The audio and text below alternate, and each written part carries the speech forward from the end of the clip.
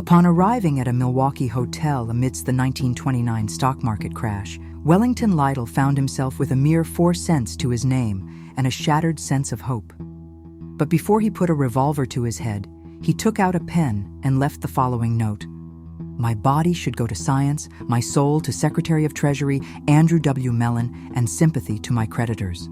Even in his last moments, Wellington wished his physical remains and soul to be utilized by the world he was leaving. Men continue to bear this weight a century later, as their self-worth remains intertwined with their sense of usefulness. Today, these men are often referred to as good providers. However, defining what it truly means to be a provider can be complex. It boils down to the simple desire to feel useful for many men.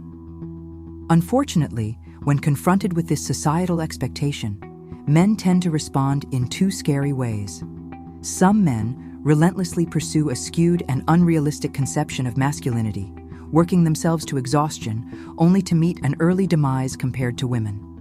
Others withdraw emotionally, stewing in depression, resentment, and fear that their contributions will never be sufficient to attract a life partner or gain societal recognition. This withdrawal partially explains why sex rates have dropped in young men, but not young women.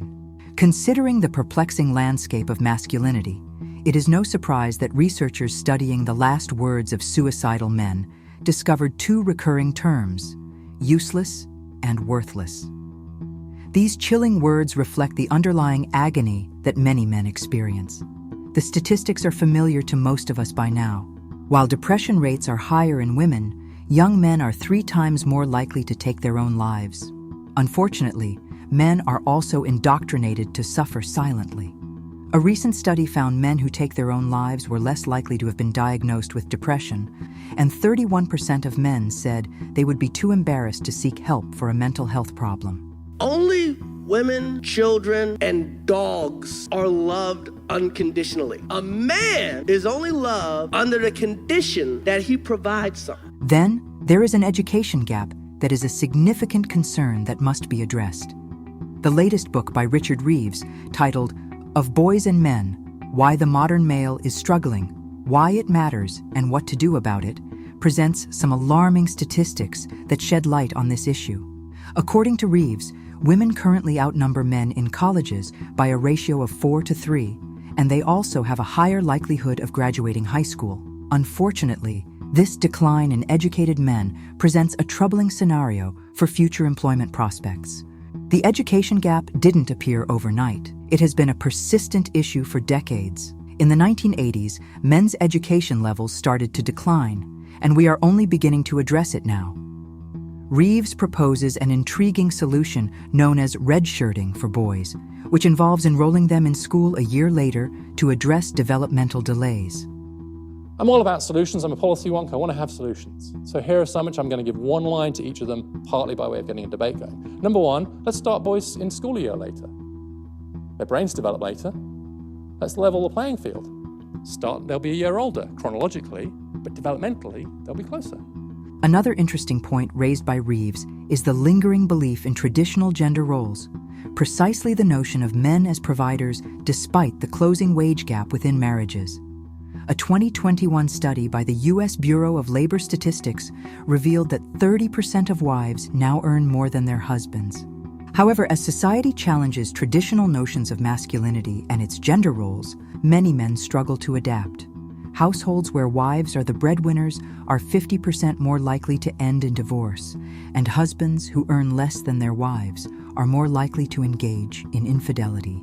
In today's society, the expectations of men and the concept of masculinity are often criticized by hardcore feminists. However, it's worth questioning why men's beliefs should change when society consistently reinforces outdated ideals of masculinity.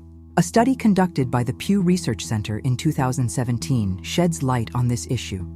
It revealed that 71% of Americans believe a man's financial ability to support a family is crucial to being a good husband or partner. In comparison, only 32% feel the same about a woman's financial contribution. Even more concerning is that 81% of men with a high school education or less hold on to this provider mentality.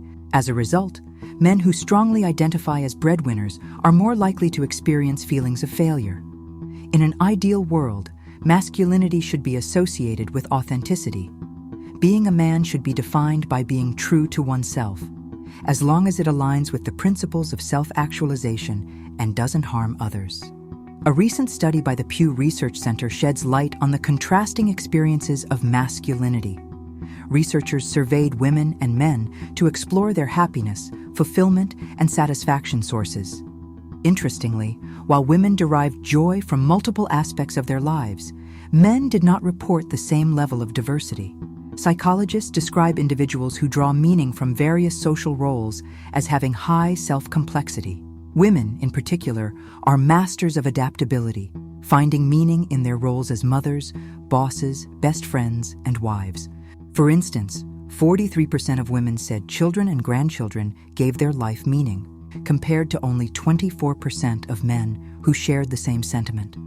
On the other hand, men tend to find meaning primarily in the provider role.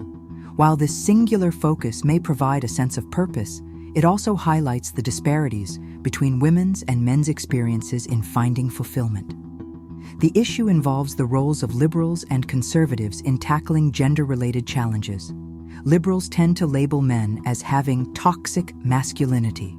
At the same time, conservatives have been known to resist progress on women's rights, treating equality as a competition. Neither approach has proven effective. However, the critical problem lies deeper. As society tries to redefine masculinity, we have neglected to provide a clear framework for this transformation. Therapist Jonathan Decker suggests that our current definition of masculinity is far too narrow. This leaves men feeling trapped within conflicting ideologies, resulting in some seeking guidance from harmful influencers like Andrew Tate. World champion kickboxer, pimp, mafia-associated criminal. Surely it can't all be true. Well, it's all true. These individuals promote their distorted versions of masculinity as miraculous solutions. Women are absolutely happy serving a man they respect.